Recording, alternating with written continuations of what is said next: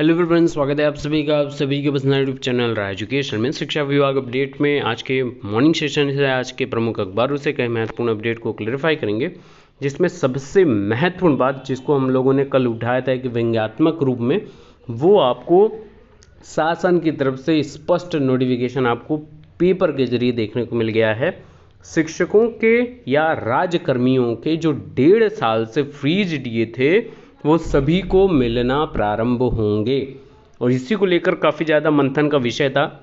हम लोगों ने 2 बार इस टॉपिक पर बात की है, हालांकि इनडायरेक्टली हमने कई बार बात की है, लेकिन मोस्ट फोकस होकर कल की ही वीडियो में हमने डीए के ऊपर, फ्रीज डीए के ऊपर बातचीत की थी।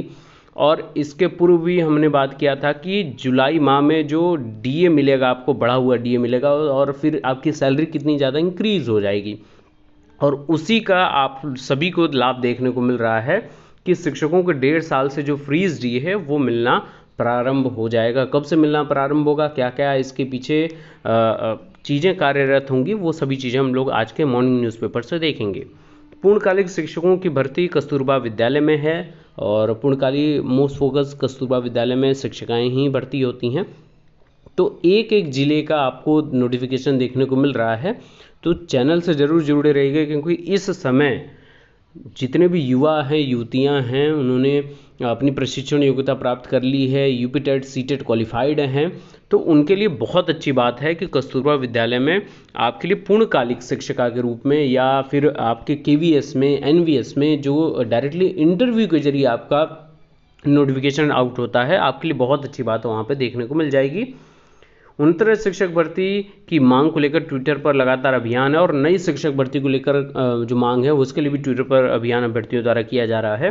यूपी टेट आजीवन मान्य के लिए कल आप लोगों से मैंने एनसीटी की गाइडलाइन एक दिखाई थी, जिसमें एनसीटी ने एक पत्र जारी कर स्पष्ट कहा था कि टेट सर्टिफिकेट जो है वो आजीवन मान्य रहेगा, लेकिन अनलेस एंड अनटिल कि वो राज्य सरकार जो स्टेट गवर्नमेंट है उसमें कुछ फर्दर चेंजेस नहीं करती है, तो वो वैलिड रहेगा आजीवन के लिए।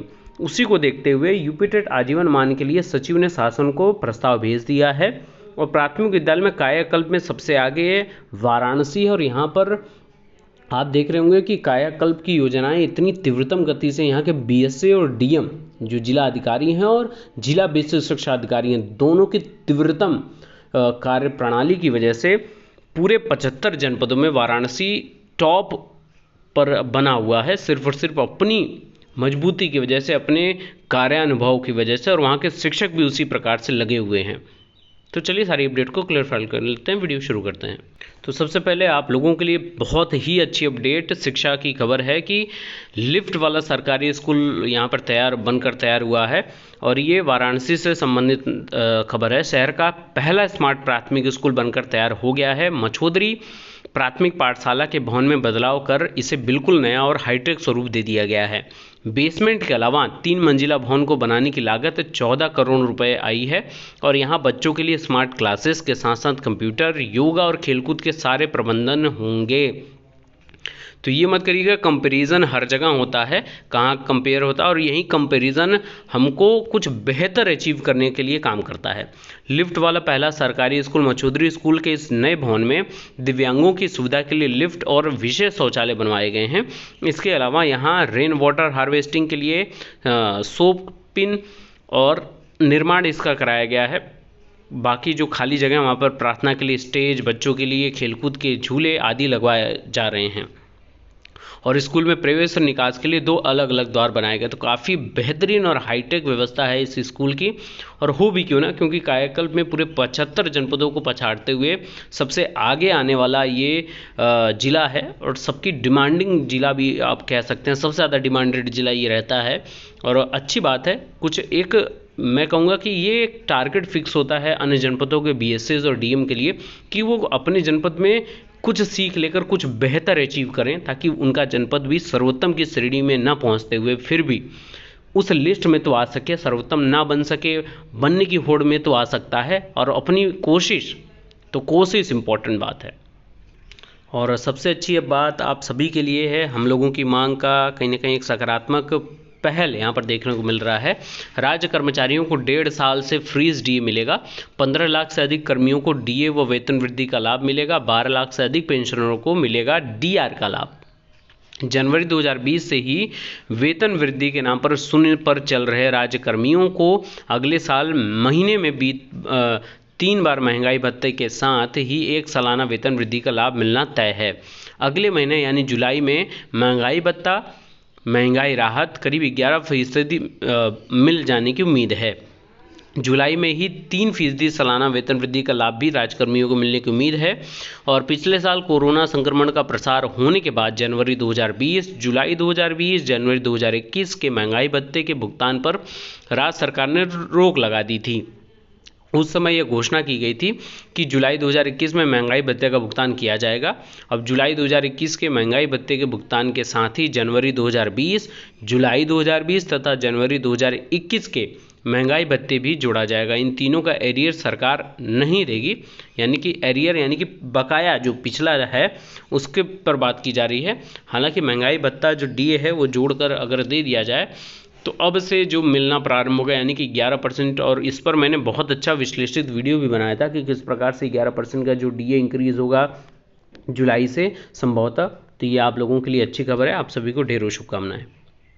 तो टीटी को आजीवन मान करने के लिए सचिव ने शासन को प्रस्ताव भेजा है। राष्ट्रीय अध्यापक शिक्षा परिषद की ओर से शिक्षक पात्रता परीक्षा को आजीवन मान किए जाने के बारे में प्रस्ताव जो शासन को भेजने जाने के बाद सचिव परीक्षा नियामक प्राधिकारी उत्तर प्रदेश अनिल भूषण चतुर्वेदी ने शासन को यूपीटेट आजीवन मान किए जाने का प्रस्ताव भेजा है।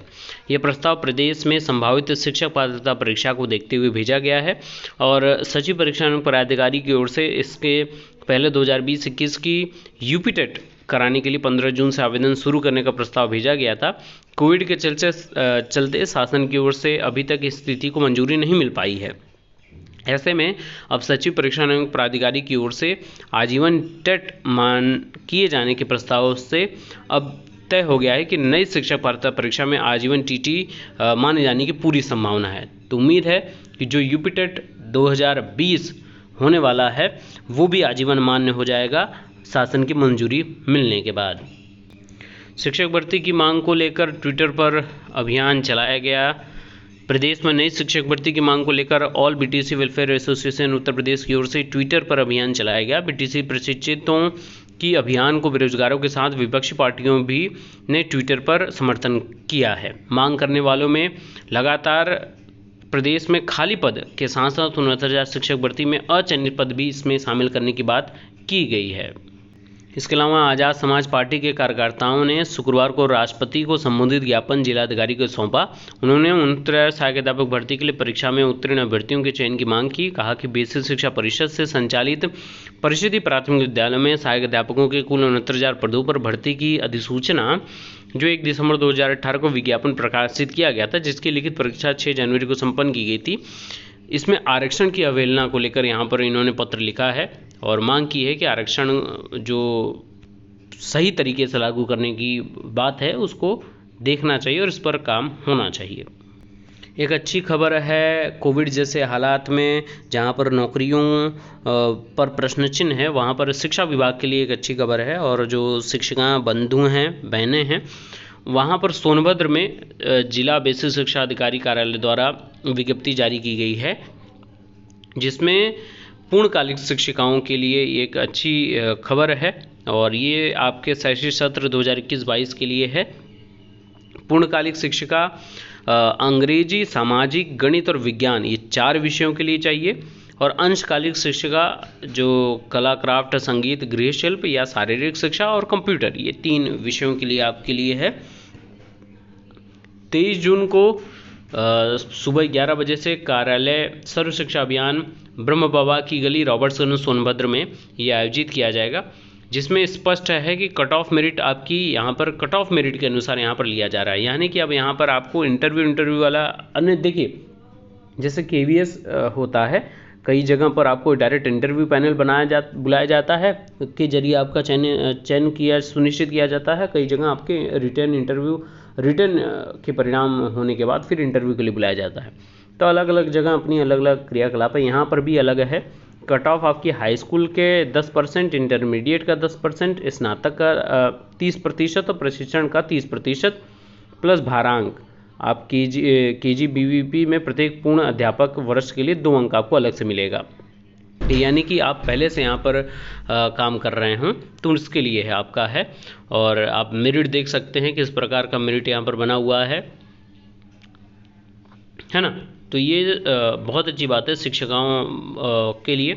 देखिए पूर्णकालिक शिक्षिकाओं के लिए यहाँ पर इतने विषय के लिए, और पूर्णकालिक अंशकालिक जो शिक्षक और शिक्षिकाओं के लिए दोनों के लिए यहाँ पर ये पद हैं। यानी शारीरिक शिक्षा, कंप्यूटर, कला, क्राफ्ट, संगीत और गृह शिल्प में शिक्षक भी अप्लाई कर सकते हैं, शिक्षिका भी। लेकिन इन 4 विषयों के लिए सिर्फ और सिर्फ शिक्षिकाओं को ही मौका दिया गया है। इसके अलावा आप लेखाकार के लिए भी अप्लाई कर सकते हैं। इस प्रकार की आपकी अगर गुणांक आपका निर्धारित हो रहा है तो ज़रूर इसको शेयर करिए। अगर आप पहले से ही कहीं पर तैनात हैं तो इस वीडियो को ज़्यादा से ज़्यादा शेयर कर दीजिए, ताकि एक भी अनएम्प्लॉयड युवाओं का अगर भला हो जाएगा इस वीडियो से, तो मैंने अपने आप को बेहतर मानूंगा कि मैंने ये वीडियो बनाया। वीडियो बनाना मेरा सफल माना जाएगा। तो ये प्रमुख अपडेट रही, बाकी के लेटेस्ट अपडेट के लिए बने रहिए। Best of luck, thank you so much.